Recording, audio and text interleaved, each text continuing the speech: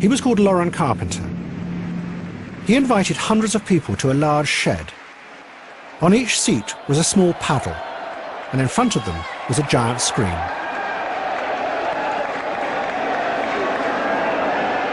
We told them nothing for a while. We just left the things on the seats, and people would pick this up and look at it and say, "What's that?" And then somebody noticed that there's little red and green dots up there on the screen, and this is red and green, so maybe that has something to do with that. That would be that. Okay, there I am. And when that happened, the room erupted. Just totally spontaneous. We didn't say anything. Carpenter then began an experiment. He projected the early computer game Pong. Each half of the audience jointly controlled the bat on their side of the screen. If an individual held up red on their paddle, a computer sensor picked it up and the bat on the screen went down. If they held up green, it went up. But they had to operate it together.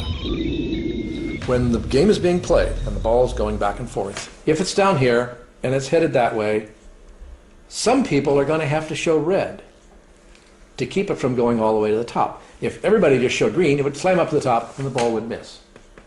So something happened in that group of people where some decided to show green and some decided to show red to cause it to stop in the right place. And we have no idea what did that.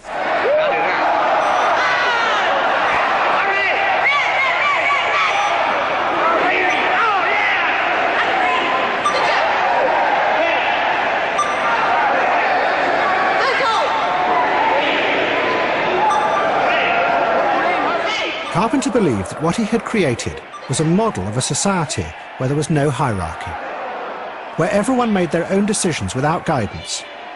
Yet because they were linked by the machines, out of it came a stability and an order.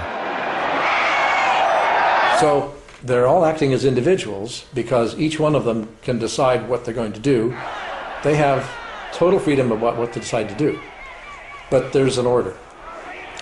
There's an order that emerges that gives them a kind of an amoeba-like effect where they surge and they play. It was kind of in the nature of an experiment.